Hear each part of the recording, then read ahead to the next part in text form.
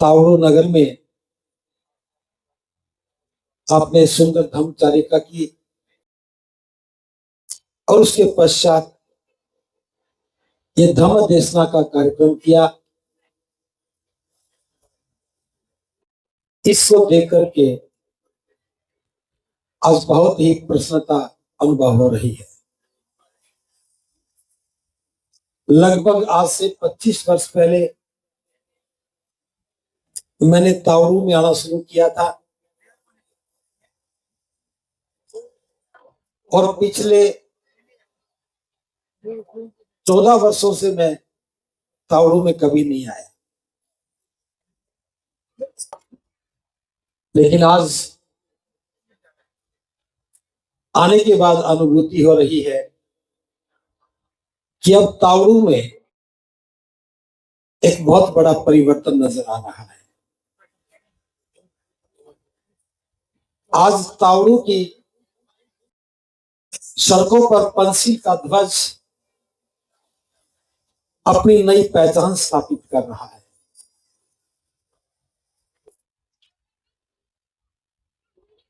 शायद आज से पहले आप लोग भी कभी नहीं सोच पाए होंगे कि तावड़ू जैसे नगर में भी धम्म का इतना सुंदर कार्यक्रम हो सकता है। तो सर्वप्रथम मैं आप सभी को साधुवाद ज्ञापित करता हूं, आपके प्रयासों को, आपकी मेहनत को और आपकी संकल्प को कि आपने तावड़ू नगर में धम्म देशना का और धम्मचारिका का कार्यक्रम आयोजित करने का निर्णय लिया। मेरी बात को थोड़ा ध्यान से सुनना। हो सकता है कि सारी बातें आप जानते हो, लेकिन फिर भी मेरे बताने का एक उद्देश्य है, उसको ठीक से जानना और समझना बहुत जरूरी है।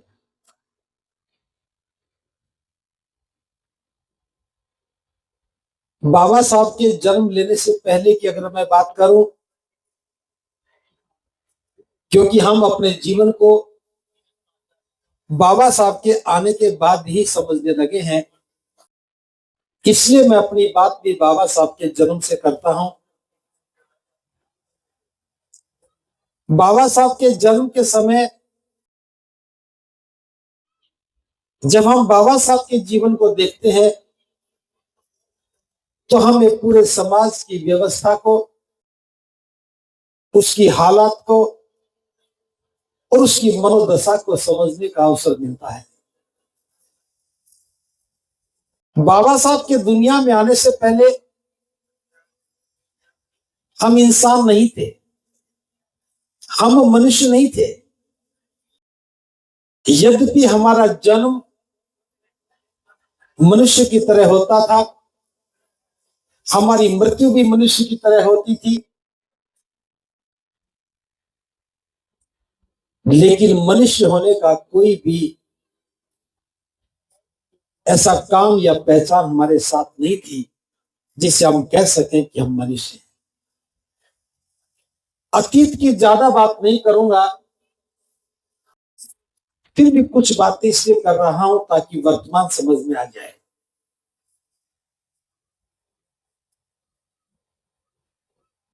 हमारे पास रहने के लिए मकान नहीं थे, झोपड़ी भी ऐसी थी जिसे झोपड़ी नहीं कहा जा सकता, तन ढकने के लिए वस्त्र भी नहीं थे, अगर वस्त्र होते तो भी पहनने के लिए अनुमति नहीं थी, प्रतिबंध थे।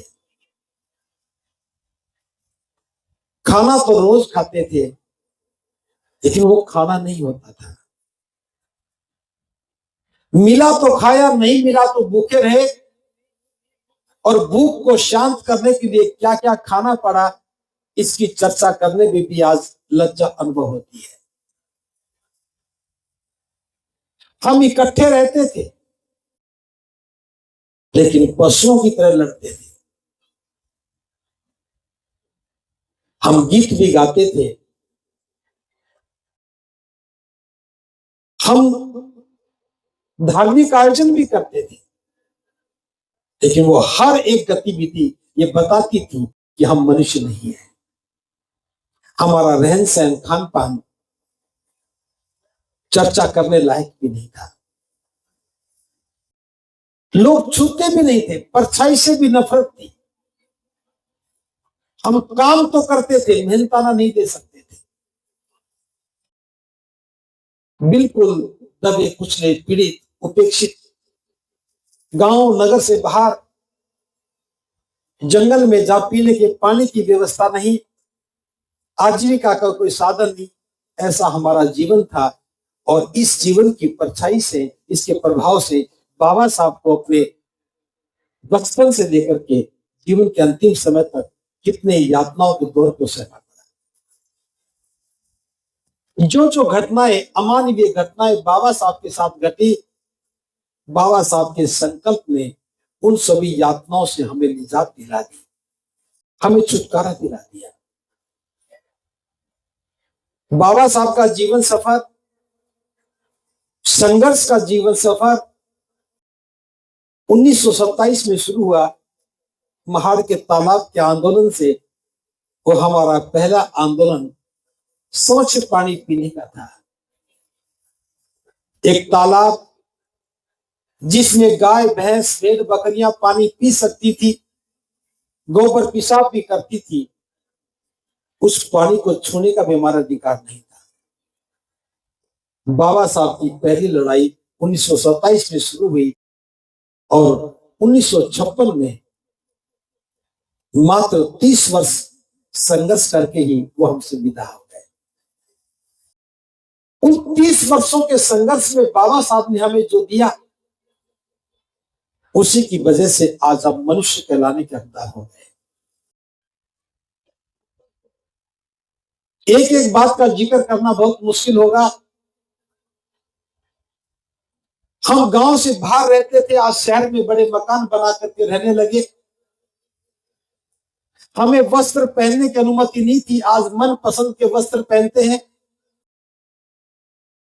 पहले काम करते थे, मेहनताना नहीं मिलता था, आज काम करते हैं तो वेतन भी लेते हैं। पहले परछाई से नफरत की जाती थी, आज परछाई को भी लोग तरसते हैं। पहले छुआछूत की जाती थी, बाबा साहब ने छुआछूत को कानूनी रूप से अपराध घोषित कर दिया। पहले जुल्म होता था, न्याय नहीं मिलता था, बाबा साहब ने अपने बनाए कानून से जुल्मी को सजा देने के लिए, और जिस पर जुल्म हुआ है उसको न्याय देने का प्रावधान कर दिया। बाबा साहब ने हमें असीम शक्तियां दी। पहले ज्ञान हम सुन नहीं सकते थे, अपनी जुबान से बोल नहीं सकते थे। बाबा साहब के बनाए कानून ने हम सबको ज्ञान प्राप्ति का न केवल मार्ग दिया, बल्कि हमें उस मार्ग से भी पार पहुंचा दिया। आज सभी लोग शिक्षित नजर आते हैं। आज शासन और प्रशासन के बड़े बड़े पदों पर बैठ करके अपनी योग्यता का प्रदर्शन भी कर रहे हैं। आज हम जो भी कुछ है बाबा साहब की वजह से। वो हमारे इस आंदोलन का पहला दौर था कि जिनको इंसान नहीं समझा गया, जिनको मनुष्य नहीं समझा गया, और उन्हें तो एहसास भी नहीं था कि हम मनुष्य हैं, बाबा साहब के 30 वर्ष के संघर्ष में हमें मनुष्य होने का एहसास करवाया। जितना बाबा साहब कर सकते थे, शायद ही कोई व्यक्ति अपने जीवन काल में इतना कर सके। ऐसा कोई अधिकार नहीं है जो बाबा साहब ने हमें ना दिया। 1956 में बाबा साहब हमसे जुदा हो गए। उनके जाने के बाद फिर हम गतिहीन हो गए। हमारी गति थम से गई थी। कोई बाबा साहब की बात करने वाला, उस विचार पर चर्चा करने वाला नहीं था। बाबा साहब ने कब क्या कहा कोई बताने वाला नहीं था। बाबा साहब क्या चाहते थे, उनके कितने भाषण थे, हम तक पहुंचाने की कोई व्यवस्था नहीं थी। उस समय फिर एक दूसरा दौर शुरू हुआ, हमारे जीवन कल्याण का दूसरा दौर शुरू हुआ। मान्यवर साहब कांशीराम जी हमारे बीच में आए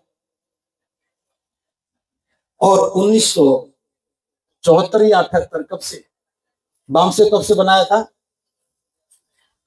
76 में। 1976 में साहब कांशीराम जी ने बामसे बनाया और बाबा साहब के द्वारा दिए हुए अधिकार को आधार बना करके हमें समझाया कि जितना शोषण और अन्याय अत्याचार हुआ है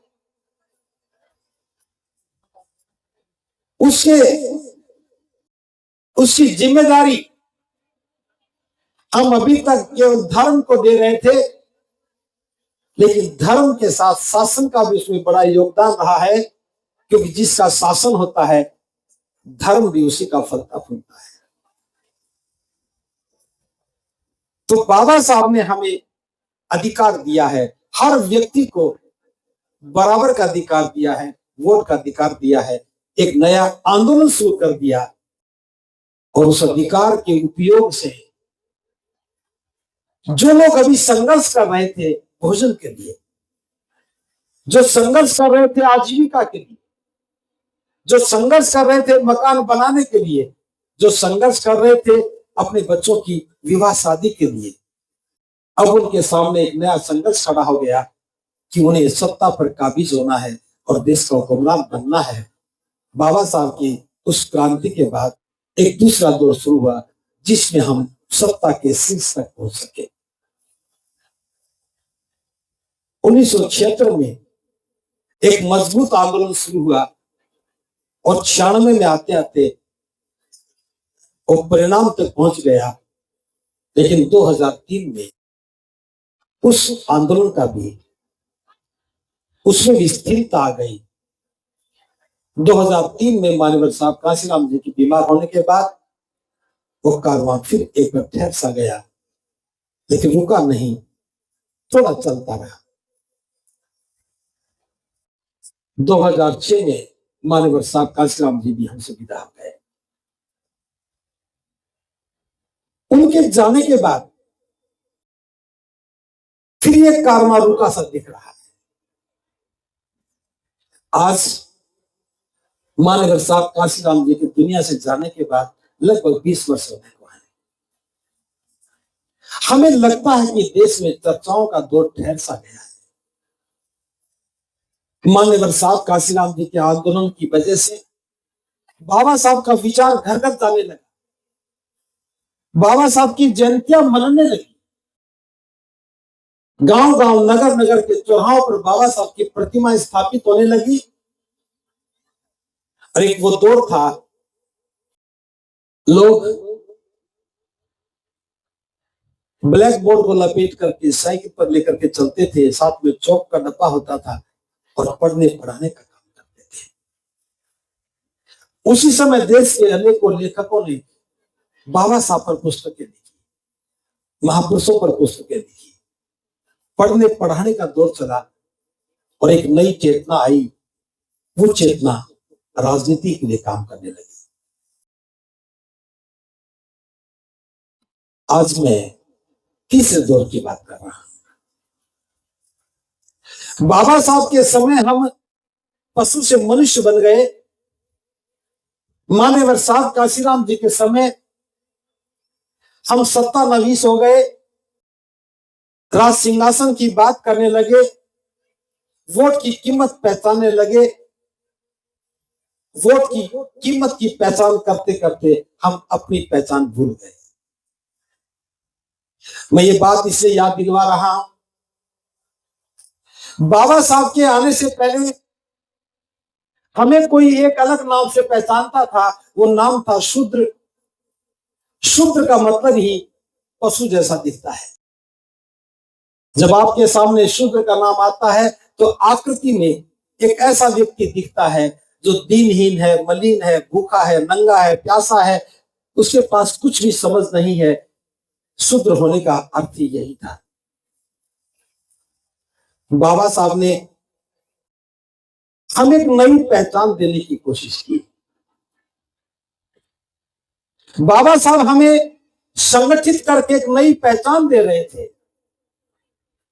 उन्होंने शेड्यूल कास्ट कहा, एक लिस्ट बनाई, शेड्यूल बनाया। उससे थोड़ा पास में तुमको बैकवर्ड कास्ट कहा। लेकिन हमने इन दोनों पहचान से बाहर निकल करके अपने आप को दलित कहना शुरू किया। बाबा साहब हमें इंसान बनाने की बात कर रहे थे और हम